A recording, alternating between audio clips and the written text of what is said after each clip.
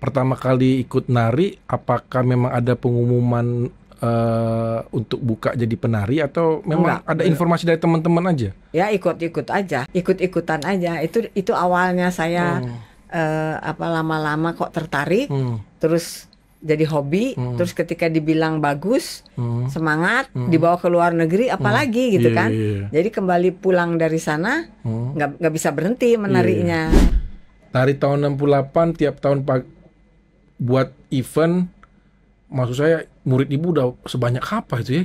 Ya kalau dihitung ya ribu ya, udah. Tapi tidak semua jadi penari. Mereka hanya tapi tahu hobi lah ya. saja. Iya. Perempuan, waktu itu perempuan. Nah, saya mau kaitkan dengan Hari Kartini, Bu. Sedikit tahun 55 perempuan waktu itu udah boleh. Sudah Tidak terlalu. Malah itu merupakan pertama kali perempuan menari dengan kostum yang glamor, yang itu ciptaan Bapak Omai Marta Kusuma.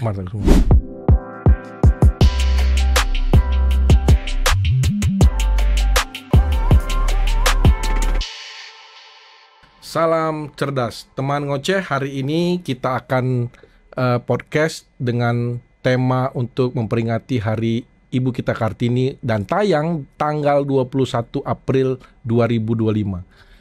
Ibu Kartini meninggalkan jejak tulisannya dalam bentuk catatan-catatan yang diterjemahkan oleh 4 saudara sekitar tahun 1922 oleh 4 saudara yang terbit dan diterjemahkan menjadi tulisan Habis Gelap Terbitlah Terang dan diperbarui oleh Armin Pane tahun 1938.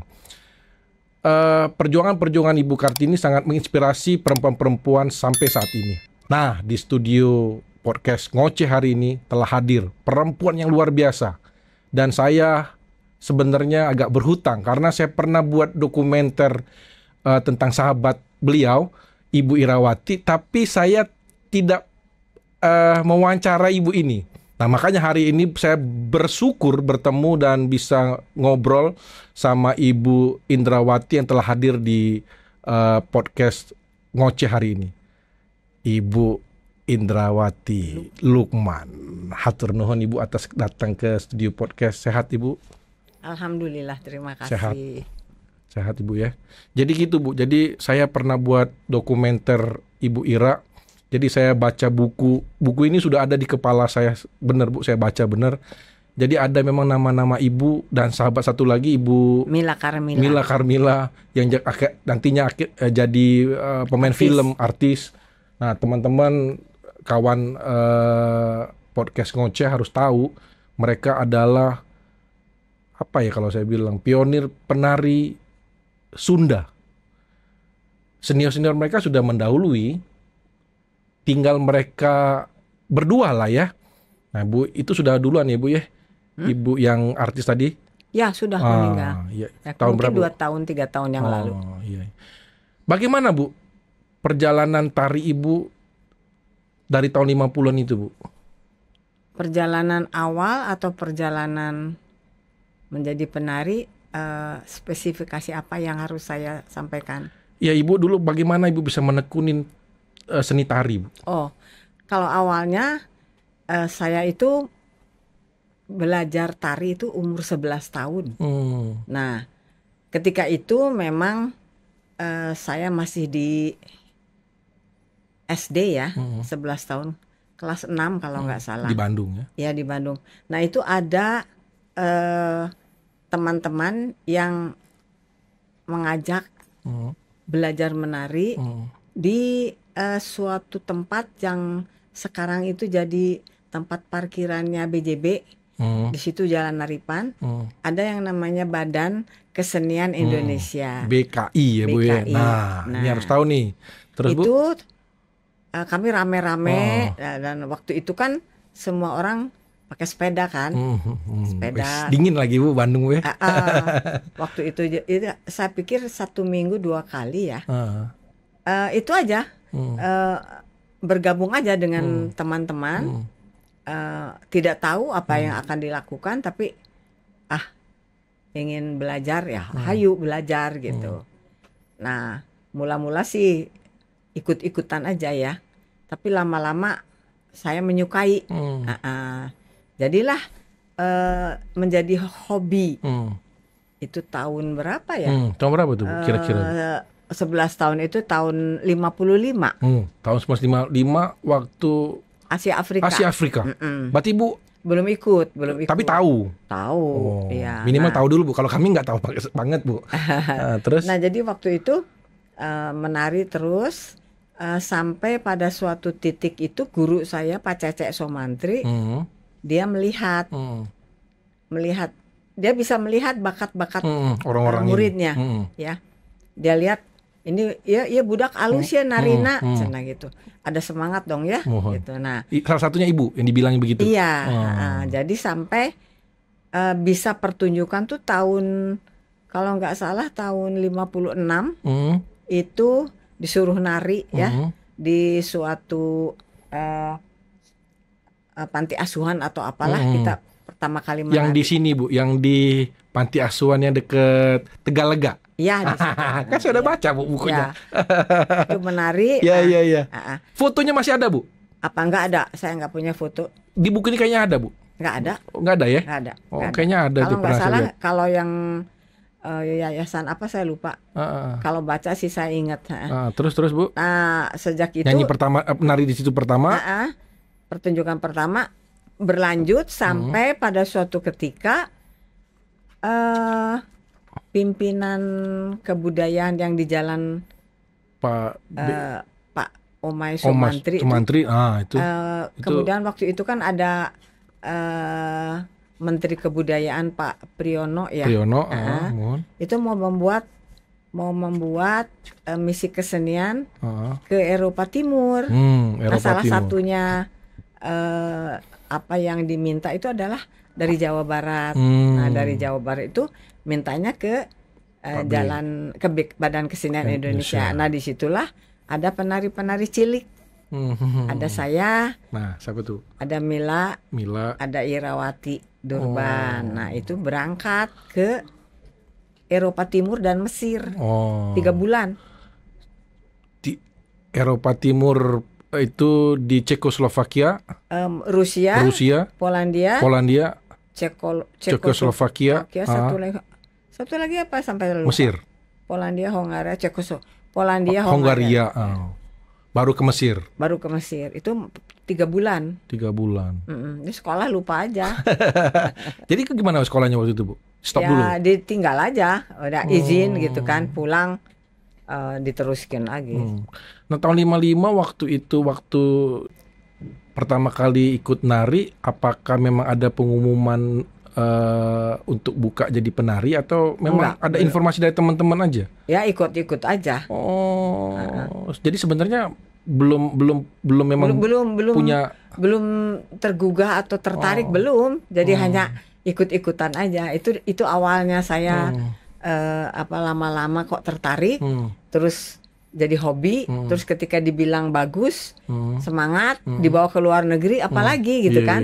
Jadi kembali pulang dari sana, nggak bisa berhenti menarinya. Jadi semacam. Waktu itu pemerintahan Presiden Soekarno ya Bu ya? Iya, Presiden Soekarno. Kalau Presiden Soekarno, hubungan Soekarno dengan hubungan internasionalnya, diundanglah penari-penari dari Indonesia. Waktu itu kalau nggak salah Presiden Soekarno itu ada apa kebudayaan ya, misi kebudayaan, bener Bu.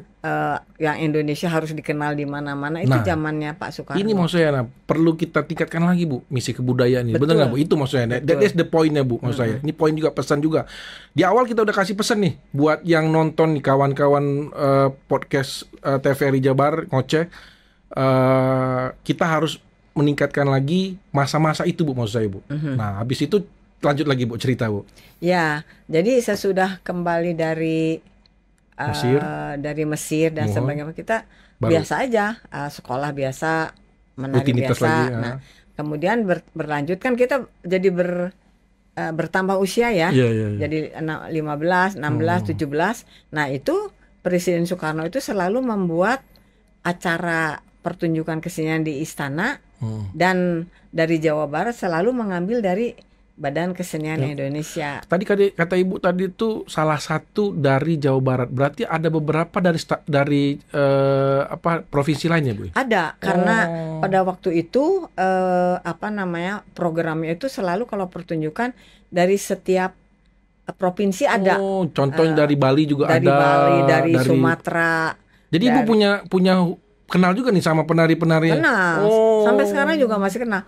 Masih kenal ya. Keren juga ya. Dan kalau dari Sunda itu selalu ngambil dari BKI, Badan Kesenian Indonesia. Dan itu kan terkenalnya dengan tari kupu-kupu, ya kan? Yang diciptakan oleh Pak Caca Sumantri. Itu. Pak Caca ini luar biasa, teman-teman podcast ngoceh. Luar biasa bener. Kalau kita baca buku ini aja, nah itu ada tari kupu-kupu. Tari kupu-kupu nih, bener nih profilnya nih. Ya, nih tari kupu-kupu nih. Ini tulisan pertamanya Raden Cece Sumantri nih. Saya jujur aja, saya baca buku ini agak sedikit tertarik untuk mengetahui Pak Cece Sumantri ini, bener. Mudah-mudahan kalau ada waktu kita buatin dokumenternya juga nih, Bu. Mudah-mudahan doain, Bu ya. Ini luar biasa nih kiprahnya untuk kesenian kebudayaan Indonesia, terutama Jawa Barat. Nah, Bu, kan Ibu tahun 55, sebentar Bu, pelan-pelan kita Bu, masih muda, masih kecil lah ya, masih ABG Bu. Perempuan, waktu itu perempuan, nah saya mau kaitkan dengan Hari Kartini Bu, sedikit tahun 55 perempuan waktu itu udah boleh? Sudah tidak terlalu. Malah itu merupakan pertama kali perempuan menari dengan kostum yang glamor, yang itu ciptaan Bapak Omai Marta Kusuma. Jadi terkenal sekali itu karena memang beliau itu kan pelukis. Jadi kalau membuat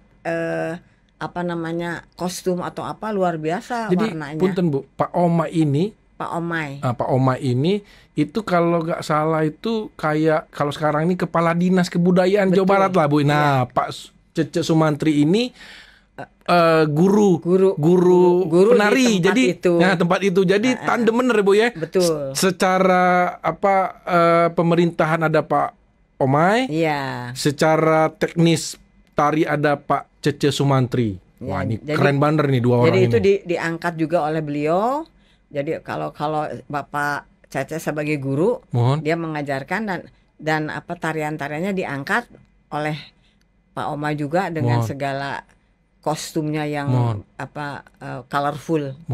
Pak Omai ini lahir 1894, sampai hafal saya Bapak Ibu, ya kan?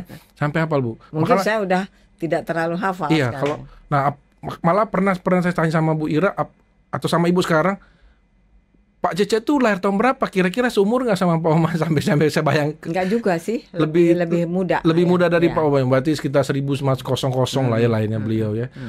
Luar biasa ya mereka. Kalau yang mengetahui banget mengenai Pak Omai itu memang Ibu Irawati. Irawati itu kalau sudah pengen menyampaikan sesuatu itu dia selidiki sampai ke keluarganya, kemana itu sampai. Nah itu tidak ada di saya. Kalau saya lebih ke berkarya. Iya, ngerti saya Bu. Makanya punten ya. Mereka bersahabat ini luar biasa lah, saling mengisi menurut pendapat saya ya sebagai orang media. Jadi Bu Ira juga luar biasa dokumentasinya. Bu Indrawati ini dengan kalau saya bilang tariannya itu agak sedikit punya nilai menurut pendapat saya Bu, menurut pendapat saya. Terus ketika waktu itu Ibu masih ABG, terus meranjak mau dewasa, rasa untuk jadi penari mulai tumbuh itu Bu? Sebenarnya keinginan menjadi penari itu sesuai dengan waktu aja ya, karena banyak acara pertunjukan, banyak acara main di beberapa event, itu mengalir begitu saja. Jadi tidak seperti yang disampaikan saya ingin jadi penari, enggak, jalan aja dan orang melihat ini penari bagus. Beberapa penari yang dilihat bagus atau enggaknya kan ketika dia tampil kan. Nah kebanyakan yang tampil bersama-sama di istana atau apa itu adalah pilihan dari Badan Kesenian Indonesia, dan itu sudah menjadi penari beneran. Makanya kalian sudah berarti kalian sudah dipilih nih, udah berangkat ke luar negeri, berarti sudah terpilih kan maksudnya Iya, itu tapi kan? sebagai pribadi saya tidak merasa aduh saya penari, enggak, saya mah jalan aja gitu sampai pada suatu titik saya harus sekolah ke luar negeri. Nah, itu baru saya menjadi Nah, penari. sebentar dulu Bu, Ibu sebelum keluar negeri, saya tahu juga waktu Ibu dipilih dan Ibu Ira dan satu lagi tadi siapa Bu? Bu Mila. Bu Mila itu dipilih, kan senior-senior masih ada waktu itu sebenarnya Bu. Apanya? Yang lebih senior masih ada. Ada. Nah, makanya kan ternyata kalian bertiga ini paling kata, kecil, paling iya paling kecil. Terus kata Pak Cece tadi kan dalam bahasa Sunda halus, bagus artinya kalian bertiga ini sudah kelihatan bibitnya. udah kompak. Udah kompak, udah bagus narinya. Makanya Pak Cece akhirnya terus sama-sama lagi maksudnya. Nah, waktu itu jangan ke luar negeri dulu Bu, waktu Ibu sekolah Bu. Kayaknya Ibu pernah sekolah juga di sini kan, ambil S1 di sini ya? Nggak jadi. Oh, nggak jadi, langsung psikologi. ke luar negeri. Oh, langsung ke luar negeri. Jadi itu. saya memang zaman dulu kan masuk fakultas psikologi itu kan susah. Iya. Saya dapat masuk gitu kan. Ini keren banget nih. Dapat masuk, tapi ketika baru semester pertama saya sudah diminta oleh pemerintah untuk ikut tim kesenian ke Amerika itu, New York World Fair, dengan Ibu Ira juga. Tahu. Ya. Nah, Bu Ira, jadi saya terpaksa keluar dengan segala tahun 63, 64.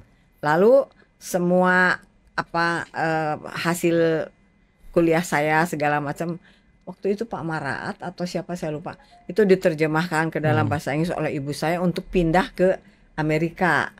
Karena saya kan nggak bisa meneruskan kan. Sementara di New York World Fair itu kan berbulan-bulan.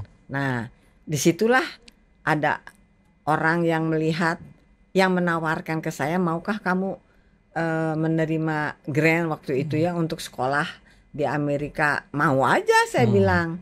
Nah, jadi belum selesai tugas di New York World Fair, saya sudah terbang ke sekolah di Missouri, di Columbia. Itu masuk sekolah di situ saya. Wih, nah ini hebat banget Bu. Ibu perempuan masih muda waktu itu, berapa? Tahun 64 berarti 20 tahun. Nah, ini juga kan harus kita berikan motivasi nih. Bisa berani kuliah ke Amerika dengan itu suatu keberanian yang nggak dipikirkan ya. Betul. Jadi harus nggak usah dipikirin Bu ya. Nggak dipikir. Mau sekolah, mau dapat grant itu kan senang. Ya udah berangkat aja. Itu kan baru lulus SMA. Bahasa Inggrisnya itu bahasa Inggris SMA. Masuklah ke college, women college. College. Disuruhnya masuk ambil psikologi. Yang nggak bisa, bahasa Inggrisnya nggak bisa.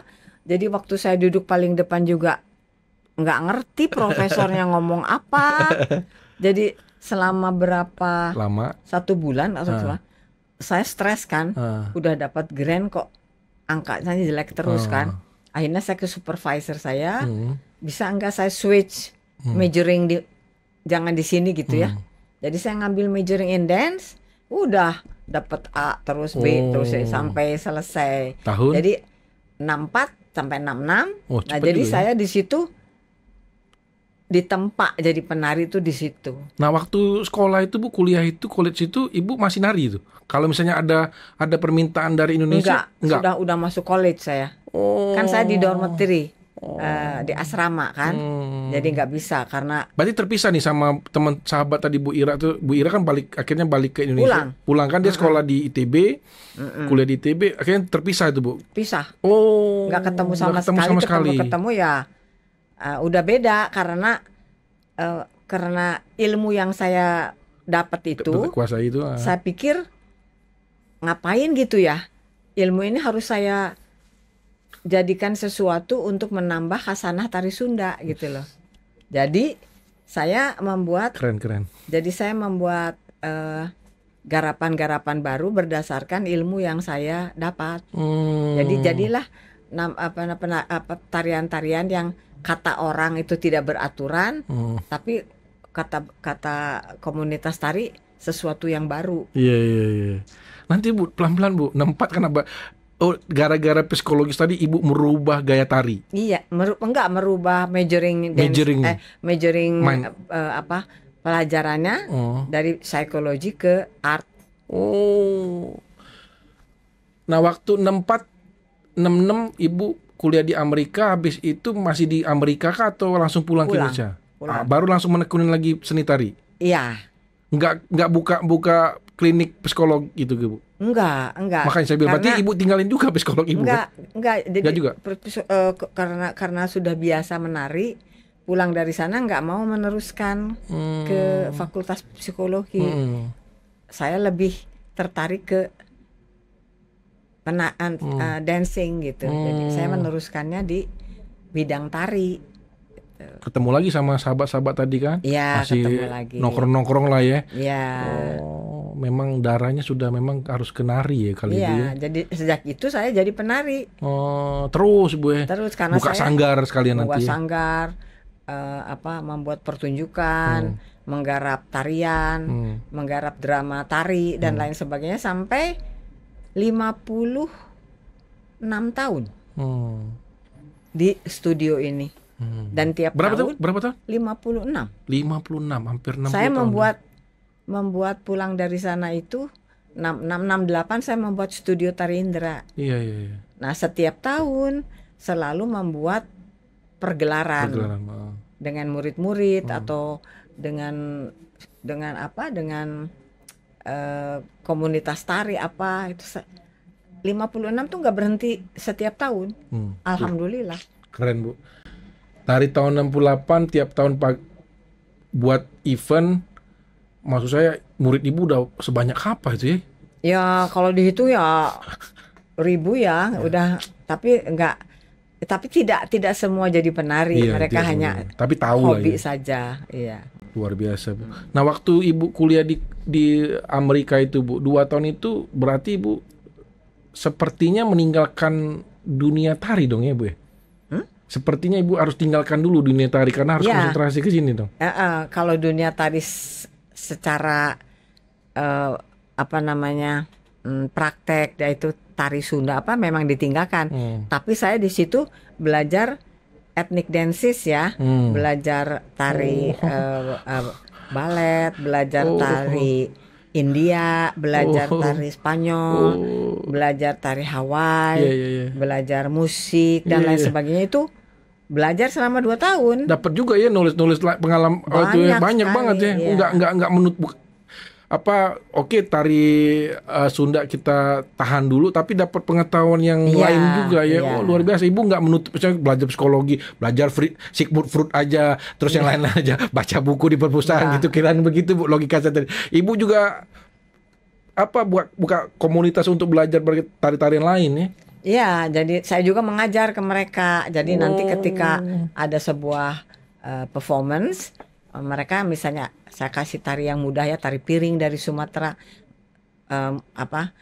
students dengan yang satu rating dengan saya ajarin, kita bikin pertunjukan, dia main tari piring, tari apa gitu, saya tari modern dance gitu kan. Jadi dan kita bikin pertunjukan juga di universitas lain dengan Stevens College ini dari dance department. Nah Bu, kita balik lagi dari tahun 66 ke 50-an. Kira-kira atau perjalanan Ibu lah. Siapa sosok yang berpengaruh terhadap seni tari Ibu? Mentor Ibu siapa Bu? Yang kira-kira yang sangat Ibu sangat berpengaruh terhadap kehidupan tari Ibu? Kalau dari awal itu kan guru saya cuma satu sampai beliau meninggal ya. Pak Caca Soemarto itu meninggal tahun 63. Saya 64 berangkat. Nah, saya di sana kan belajar dari bermacam-macam guru kan. Ada yang saya lihat itu adalah Martha Graham.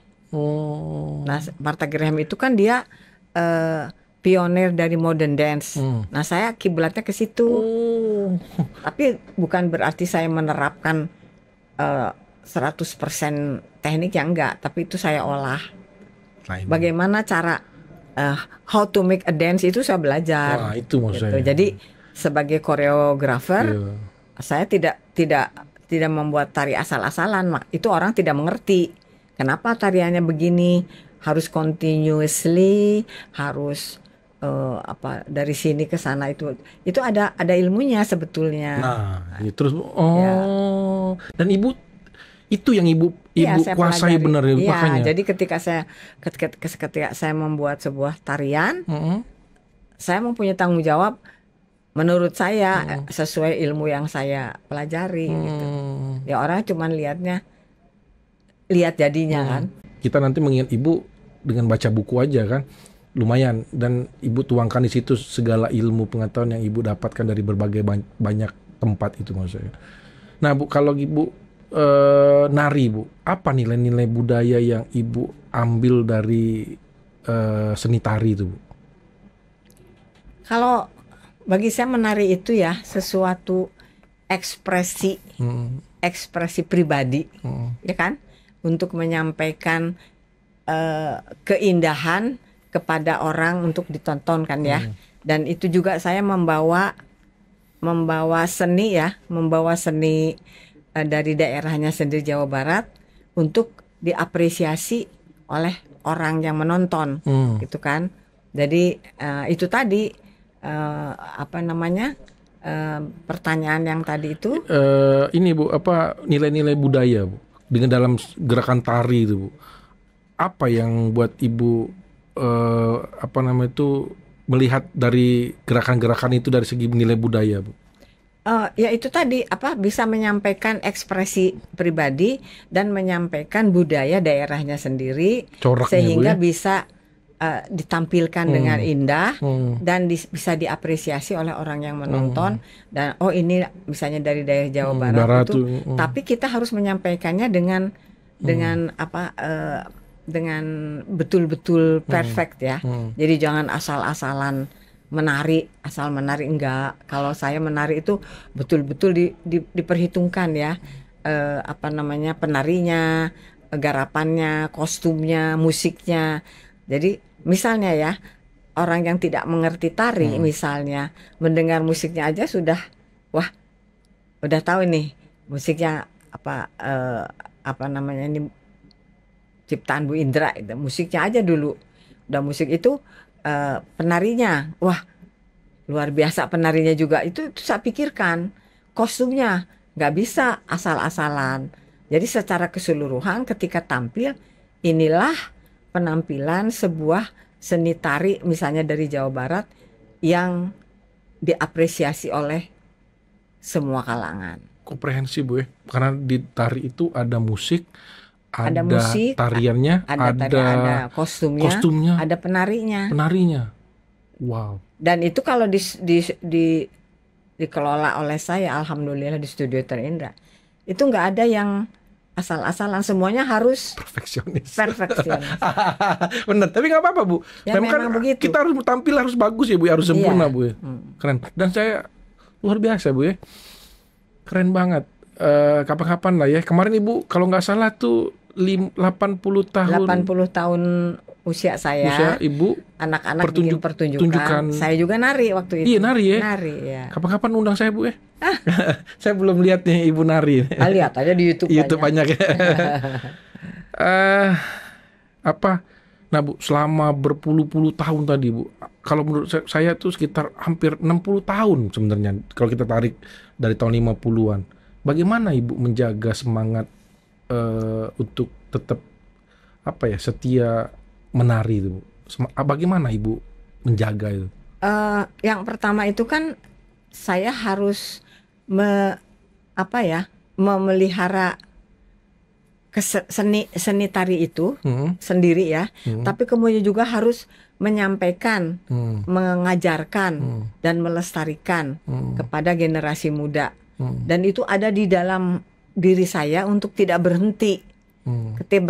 Ketika berhenti sudah hilang semuanya. Jadi di dalam wadah Studio Tari Indra itu saya selalu mengajarkan kepada anak-anak, dan semangat itu tidak pernah mati ya. Mungkin matinya kalau insya Allah ya, kalau sudah saya tidak ada mungkin baru tidak ada.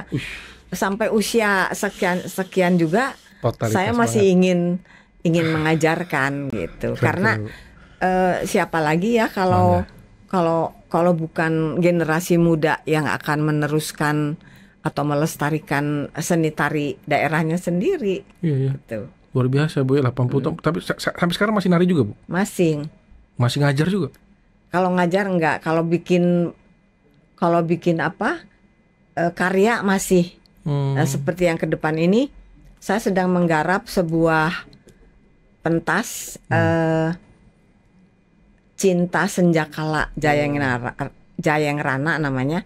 Diambil dari serat Menak Cina. Jadi itu adalah legenda bagaimana putri dari seorang kaisar Cina yang jatuh cinta sama pangeran tampan di Jawa. Itu sampai datang, kemudian ditolak, kemudian ada konflik dan lain sebagainya. Jadi saya sedang membuat di dalam pemikiran saya ramuan tarian berakar dari Cina dan dari Sunda. Kapan rencana itu Bu? Desember. Wah, mudah-mudahan kita bisa. Ya kalau saya sehat ya. Mohon. Itu rencana ulang tahun Studio Tari Indra ke 57. 57. Bu, saya mau tanya nih Bu. Contoh Bu, tari merak atau tari kupu-kupu atau ininya Bu. Sebenarnya pesannya itu apa Bu dalam tari itu? Melihatkan keindahan, memperlihatkan keindahan. Berarti kalau itu adalah tarian dari Jawa Barat menunjukkan keindahan Jawa Barat. Iya. Bagaimana? Apakah tari ini bisa mendobrak batasan bukti bahwa wanita itu bisa bersinar di panggung dunia Bu? Kira-kira apa menurut Ibu? Panggung dunia bisa. Buktinya begini. Kan beberapa kali ini kita selalu diundang untuk ikut festival ke luar negeri. Festival itu kan terdiri dari bermacam-macam negara. Dan salah satunya saya pernah ikut dan pernah menjadi the best award di festival Sicily di Turki. Itu kan panggung dunia. Jadi kesenian dari Indonesia itu ketika disejajarkan dengan kesenian dari daerah lain, itu munculnya beda. Apakah gerakannya, musiknya, dinamikanya, penarinya itu luar biasa. Dapat nomor 1 itu waktu itu tahun 2006 kalau nggak salah. Satu. Kemudian ada lagi acara di Malaysia. Itu juga sama, beberapa negara. Dapat lagi Indonesia. Karena kebetulan diwakili oleh Studio Tari Indra, jadi Indonesia itu memang di kancah panggung dunia kan banyak baca ya. Apakah paduan suara, apakah itu memang selalu menonjol di panggung dunia, itu luar biasa. Sampai sekarang? Paling bagus, bagus sekali gitu. Beda kan? Beda. Sebab kalau dari daerah lain itu kan cuman rame-rame aja. Kalau ini kan ada delicate, ada tarian, ada macam-macam gitu. Dan itu menarik Bu ya? Sangat menarik. Dari Sabang sampai Merauke Bu ya? Punya ciri khas masing-masing. Apalagi itu Rampai Aceh itu kan ya, sama Aceh. Itu terkenal sekali. Jadi memang kalau ditanyakan di kancah dunia itu memang sangat tampil, sangat. Jadi, kalau kita ada dari Sabang sampai Merauke, malah satu daerah, satu provinsi itu ada beberapa tarian ya Bu ya kan? Yang tradisional banget kan? Jadi ada banyak tarian dari Sabang sampai Merauke, mungkin ada ribuan kali Bu. Kaya sekali kan? Dan itu kalau misalnya jeli kalau diolah untuk dibawa ke acara internasional itu pasti menang. Iya ya. Pasti. Terus itu juga bisa menambah ini Bu, keindahan pariwisata juga Ibu ya, supaya orang datang gitu kan. Supaya menambah ya bagian dari penerimaan negara juga ya. Sekarang nih kayak di Bali kan mereka harus ada pentas Bu ya. Jawa Barat kayaknya belum. Itu dia maksudnya. Kan belum maksudnya. Sayang. Sumatera Selatan juga begitu maksudnya Bu ya. Kalau saya menyayangkan itu ya, sebetulnya kan di sini kaya raya. Maksudnya ada yang mudah-mudahan saya mengharapkan Pak Gubernur yang baru ini mau gitu ya, membuat suatu tempat di mana setiap orang pasti ke Bandung tonton di situ gitu kan. Itu aja sebenarnya. Saya pengen juga begitu itu Bu. Aja. Boleh lah ini.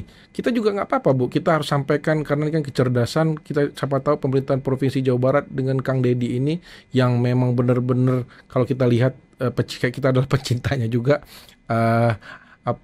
Kang Deddy ini mudah-mudahan dia tingkatkan juga ya karena sampai sekarang kan belum tersentuh ya.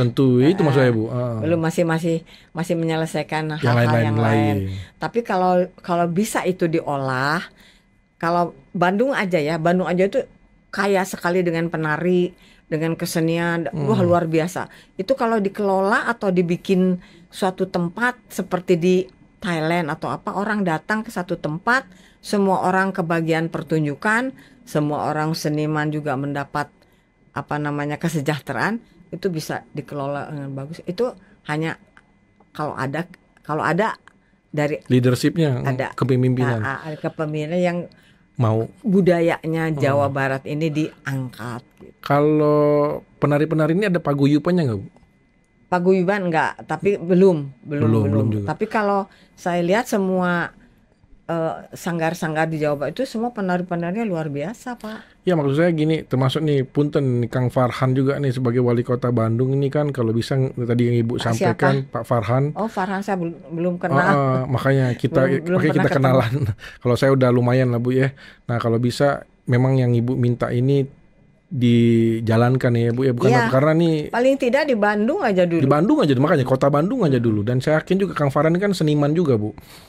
Art juga, yakin lah mudah-mudahan nanti kita coba komunikasikan, karena siapa lagi Bu yang mau menjaga kebudayaan kita kalau bukan kita kan. Ya memang sangat disayangkan saja kalau di Bandung tidak ada pusat kebudayaan atau pusat kesenian yang kalau orang mau ke Bandung itu yuk kita ke sana misalnya, kita di situ jam berapa, itu sudah bertahun-tahun orang hanya bicara aja, tapi tidak pernah terrealisasi. Itu aja. Kalau dulu tahun 50 tuh yang Pak Cecek tuh ada nggak Bu? Misalnya di Balai Kesenian Indonesia tuh nggak ada juga kan? Nggak ada. Cuma buat latihan aja kan? Nggak ada. Jadi kalo kita hanya jalan. Kalau di IKJ itu kan sering ada ini Bu, di panggung IKJ itu kalau saya pernah nonton misalnya teater gitu kan. Nggak ada. Nah, belum ada. Kalau ada begitu maksud saya Bu ya? Misalnya di gedung. Sementara kan tempat-tempat pertunjukan di Bandung itu banyak. Tapi kan nggak ada programnya, nggak ada jadwalnya. Kadang-kadang nggak ada apa. Sementara maksud kita ini, kami ini orang datang misalnya di Padepokan sana, hari apa ada apa, di Majestic ada apa, di sini ada. Itu kan kalau dikelola, kalau misalnya ada yang mengatur atau apa, kan penari-penari tinggal nari aja loh. Terus orang yang datang dari luar kota juga tahu nih ada jadwalnya Bu, cocok. Jadi kan di sana ada tari ini, kita main ke sana yuk. Itu saya mengharapkan sampai usia segini belum dapat. Kita ini Bu, kita sampai sampaikan. Usia tua ini belum dapat. Sementara penari yang mau nari itu banyak. Tapi kalau udah ada jadwal, udah ada kesejahteraan untuk seniman, pasti berapapun mereka mau nari di mana-mana. Jadi kalau saya lihat Bu ya, karena kemarin saya buat dokumenter tentang tari, kalau saya lihat jadwalnya itu sesuai dengan sorry punten ini disclaimer dulu untuk Dinas Pariwisata, mereka ya buat sesuai dengan event mereka aja ya Bu ya. Nah ini karena waktu itu pernah ada di daerah mana waktu itu saya datang. Buat memang ada event tapi ngacak aja tanggalnya. Nah maksud Ibu Indra ini kita buat secara sistematis. Betul. Ada eventnya bener. Tapi orang juga tahu nih, kita umumin. Nah nih saya akan ini podcast ini kan saya kirim ke teman-teman Dinas Pariwisata Bu. Kebetulan saya banyak teman-teman di sana. Nggak apa-apa Bu, kita sampaikan aja. Niat baik itu kita sampaikan Bu. Karena ya saya bilang tadi, siapa lagi? Kalau seniman itu tinggal diajak aja. Main di sini. Cuman kan tidak ada tempatnya, tidak ada apa sih nama kesejahteraannya. Kalau jelas itu kan semua orang udah bisa Dan ekosistem itu bisa kita tumbuhkan, Bu. Iya. Kan saya bilang kalau misalnya tadi orang datang, contoh begini, makanya di Bali itu kan ada pertunjukan, Bu. Bayarnya lumayan itu kan. Tapi kan rame terus. Kan pemasukan, sejahtera. Kita senang nonton itu karena indah, backgroundnya indah, pantai. Nah, kalau kita buat itu di Jawa Barat, di Bandung, minimal ya kenapa enggak, kan lumayan masuk. Jadi ekosistem tercipta untuk mensejahterakan banyak ini orang. Ya mudah-mudahan aja ya.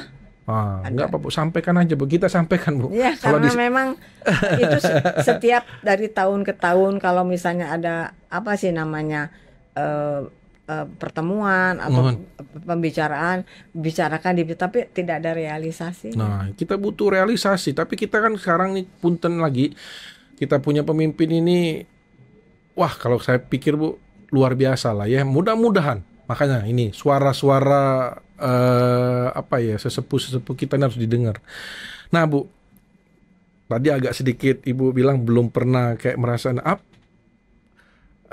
maksudnya ada nggak momen Ibu pas nari itu merasa tertekan gitu, lelah gitu? Ada nggak Bu? Itu tidak ada.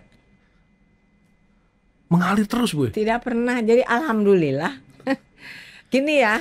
Jadi ketika saya menari dengan zaman Bu Ira, zaman Bu Mila, menari itu sesuatu yang menyenangkan. Ya, mau dibayar syukur, nggak dibayar nggak apa-apa. Iya. Bu Ira ngomong gitu juga. Benar. Siapa? Ibu Ira juga sama. Ya. Makanya kita saya nggak pernah memikirkan yang namanya bayaran. Nggak pernah. Luar biasa. Sampai ke zamannya Soekarno juga. Iya. Ibu jadi kalau disuruh menari itu happy gitu. Happy aja. Ya. Nah ini juga maksudnya pesan juga buat kawan yang nonton juga podcast Ngoceh. Jangan dulu Bu, kalau sekarang ini kan banyak kita nih terlalu yang berapa ini kan, kalau dulu tuh ikut aja dulu Bu ya. Itu memang sekarang begitu. Penari-penari itu sudah berapa saya dibayar. Iya. Sementara saya sebagai pengelola itu inginnya membuat suatu pertunjukan yang menyenangkan semua orang. Tapi kan untuk mencari dana dan lain sebagainya itu kita harus nyari sendiri kan. Nah dengan uang yang ada itu mari kita sama-sama membuat pertunjukan. Tapi memang ada beberapa yang sudah membuat tarifnya sendiri. Nah, kalau memangnya tidak bisa nggak apa-apa. Saya tidak mampu ya nggak apa-apa. Yang ingin sama-sama membuat suatu pertunjukan yang bagus dan hayu gitu. Kalau saya begitu. Karena memang sampai sekarang kendalanya adalah dana. Dana untuk membuat suatu pertunjukan besar. Dan itu saya tidak pernah berhenti. Kalau mau bikin aja gitu loh. Ya kalau ada sponsor alhamdulillah, kalau enggak ya seadanya aja gitu. Tapi memang nggak bagus ya. Kita harus profesional, tapi belum bisa. Jadi masih tetap ada hubungan ya Bu ya, anggaran dengan betul, itu ya Bu ya. Betul. Itu kan maksud Ibu kan, karena ya memang pertunjukan tadi saya bilang ada 4 item tadi, kita ada musik, ada penarinya, ada kostumnya, dan itu mahal gitu maksudnya. Dan jadi itu harus orang tidak sadar, ya, taunya nonton aja ya kan, nontonnya pengen gratis. Iya. Makanya kalau kita tadi buat di event itu bisa kita misalnya di Sabuga yang di ITB mungkin ya Bu ya, kita buat pertunjukan tanggal berapa gitu. Saya pernah dulu main di Sabuga ya, zaman dulu 10 tahun yang lalu. Berat sih memang. Iya. Apalagi sekarang. Wah. Ya mungkin juga bisa bantu dari ITB gitu kan. Nanti Bu kita sampaikan Bu, betul saya juga dekat sama teman-teman di ITB. Kalau kita mau mau meningkatkan lagi atau kebudayaan Indonesia ini termasuk Sunda, ya memang harus banyak stakeholder ya Bu ya. Jadi nggak satu aja, mungkin pemerintah terus swasta juga, karena memang ya mahal gitu. Alat musik udah berapa? Saya tahu Bu, makanya. Ya kan? Dan orang-orangnya juga memang orang-orang seniman yang profesional juga kalau kita mau buat bagus. Jadi mahal juga. Ya mudah-mudahan lah ya Bu ya. Nah Bu, kalau dalam waktu dekat selain Desember ada lagi nggak Bu rencana Bu? Ada sih bulan Agustus. Tapi itu juga merupakan persembahan dari Studio Tari Indra untuk menampilkan karya-karyanya bersama anak didiknya, bersama penari-penari yang sudah jadi apresiatif aja gitu. Itu bulan Agustus ya. Tapi kita lihat dulu perolehan dana ya. Kalau misalnya bisa jalan, kalau enggak ya langsung aja ke Desember gitu. Nah itu kan persoalannya itu aja Bu. Iya. Kalau rencana niat sih mereka udah mau nih, Iya. tinggal dana aja nih. Iya betul. Siapa tahu Memang ada betul. sponsor nih yang mau nih, bolehlah ya Bu ke Sanggar Ibu Indra nih. Lumayan itu bisa sharing-sharing. Ya kalau Sudiotono itu hanya mempunyai niat untuk membuat sebuah pertunjukan yang membanggakan Jawa Barat. Iya. Nggak ada lain-lain Iya. gitu. Jadi profitnya apa Iya, itu mah iya. udah memikirkan profitnya dulu mah tuh yang lainnya nggak Iya. dapat apa-apa ya. Iya. Tapi memang jeleknya itu Iya. asal jalan asal bagus itu aja gitu Iya. kan sebetulnya kurang Profesional profesional juga ya kan. Iya. Memang harus kalau kita main bagus butuh anggaran. Kalau kita mau buat biasa-biasa aja penting tampil tapi anggaran nggak begitu besar, hasilnya nggak begitu bagus, ya pilihan-pilihan aja ya Bu ya. Tapi kita pengennya kalau dari teman-teman saya yakin pengennya buat bagus banget Bu ya, yang tapi butuh modal yang gede. Ya sponsor-sponsor Bang BJB apa siapa Bu ya kalau mau Bu ya. Kalau TVRI kami siap Bu. Ya kan teman-teman, nah kami siap untuk bantu Ibu publikasi. Saya jamin ini Iya. Bu. Saya turun tangan langsung Bu. Saya jamin. Mari Ibu jangan Saya- takut. Kalau nih teman-teman saya terima. teman-teman ada media partner nih. Nih teman-teman sudah ngangguk nih kan. Nah, udah setuju semua nih Bu. Ya kan? Nggak bener Bu, siapa lagi? Saya buat dokumenter Ibu Ira karena itu. Saya paling senang Bu. udah tayang. Sudah Bu, nanti mungkin sudah ada di YouTube Bu, sudah ada YouTube-nya Bu. Nanti Apa boleh. tulisannya? Judulnya ya Sang Penari Ibu Irawati Oh, aja. iya. Mungkin mudah-mudahan nanti lah Ibu sehat-sehat lah. Nanti kita buat juga dokumenter Ibu. Nah Bu, ini Bu, pertanyaannya agak sedikit ini. Kalau kita gabungin dengan perempuan dengan tari Bu, apakah ada segmentasi pembeda Bu dari zaman dulu? Atau memang penari itu sudah bisa sudah bisa, kan kita kan dulu kan agak sedikit terkotak-kotak nih dari segi pendidikan. Apakah penari juga dikotak-kotakan Bu? Kalau pendidikan dulu kan gini, Bu Kartini, Bu Dewi Sartika itu berjuang untuk perempuan tuh masuk ke dunia pendidikan. Karena dulu kan kalau masuk pendidikan tuh hanya kelas-kelas atas. Ya kan? Nah, apakah penari juga punya gap begitu Bu? Punya itu? Kalau seingat saya ya, dalam pengalaman tuh nggak ada tuh, nggak ada. Jadi kalau penari itu hanya satu aja ya, dia penarinya bagus, kemudian bisa diterima. Kalau kita kalau menari itu satu komunitas, satu grup, kalau tari rampak itu misalnya berlima, itu asal cocok sama, kita tidak melihat dari mana-mananya ya. Yang penting dia menarinya bagus gitu. Jadi nggak ada segmentasi atau dikotomi perempuan laki-laki, nggak ada di sini Bu ya. Jadi kalau laki-laki mah nggak ada urusan. Karena saya mah dari zaman dulu sebagai penari perempuan, nggak ada urusan sama penari laki. Jadi nggak ada misalnya, ini harus perempuan tuh jangan dulu lah, kalau misalnya nari itu kayaknya konotasinya agak sedikit ini gitu. Enggak. Ya. Karena waktu itu zaman saya menari dengan tahun 55-57 itu sudah diterima bahwa perempuan menari itu bisa udah diterima, udah nggak ada perbedaan lagi. Dan Ibu kalau saya bilang, karena Ibu ada di depan saya, Ibu salah satu orang yang perempuan yang luar biasa. Serius ini Ibu. Amin. Penari, tadi kan Ibu sekolah di luar negeri, umur 20 tahun loh. Ya kan, umur 20 tahun sudah ke Amerika. Mungkin kalau sekarang enak Bu, pesawat banyak, zaman udah canggih. Kalau 20 tahun bagaimana dulu, buat surat aja mungkin sebulan baru nyampe. Ibu udah fight banget di situ kan. Kalau sekarang ini ada hashtag kabur dulu ya kan. Kalau Ibu udah kabur duluan tapi balik lagi kan. Balik lagi tapi untuk membangun budayanya. Nggak stay di Amerika terus kabur beneran.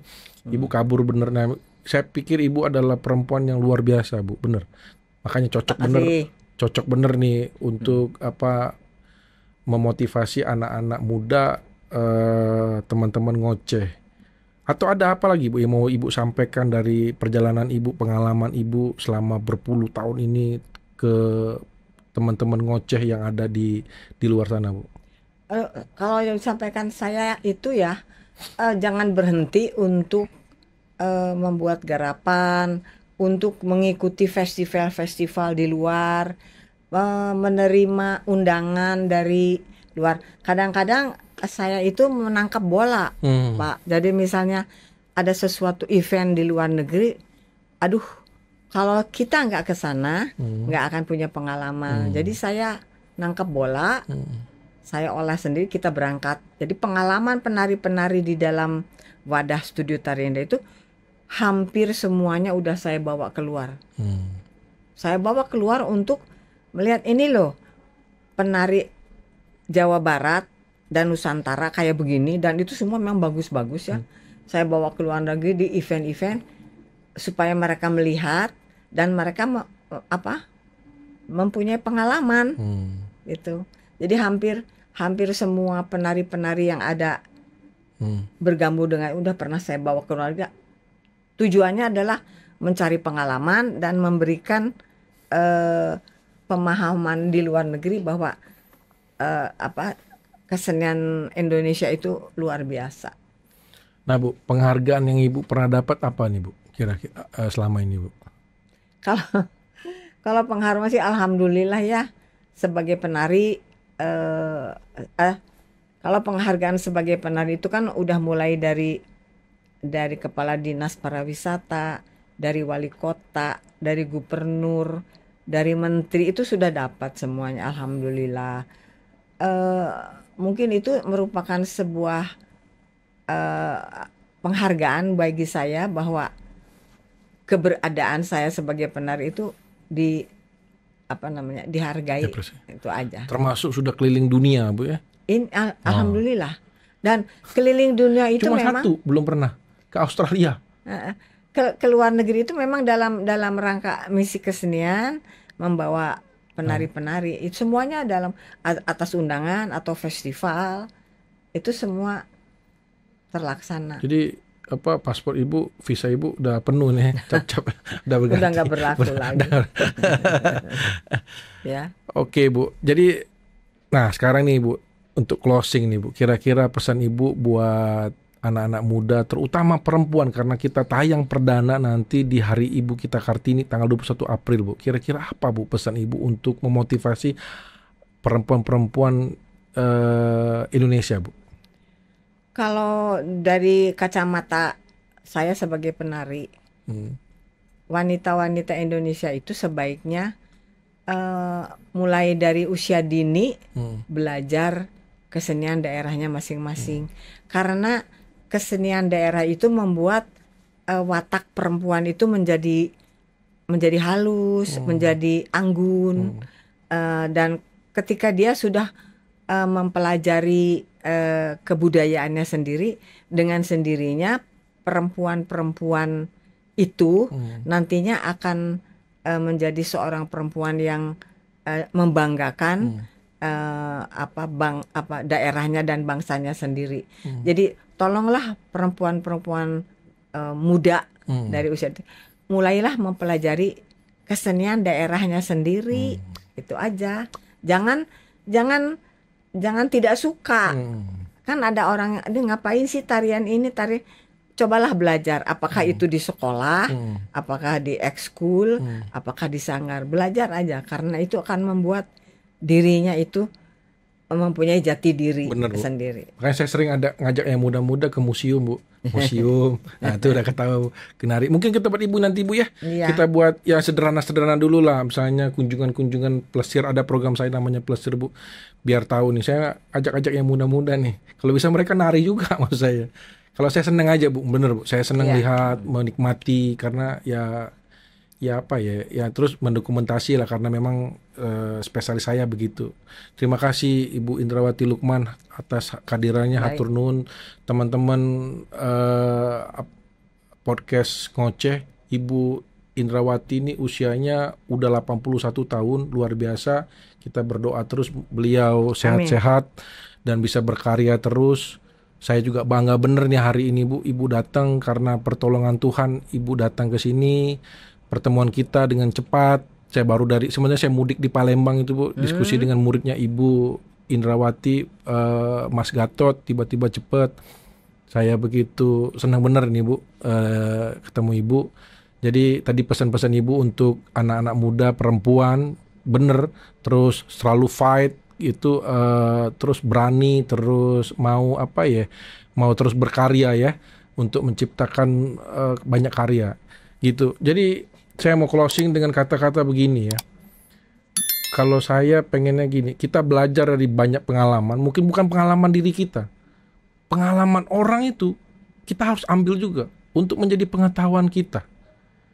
Karena apalagi orang seperti Ibu Indra yang pengalamannya banyak banget. Dengan ngobrol sama beliau, mengambil pengalaman-pengalaman beliau, itu membuat kita semakin berpengetahuan. Tidak harus dari pengalaman kita. Jadi kawan teman-teman podcast Ngoceh, kita akhiri podcast hari ini dan salam cerdas.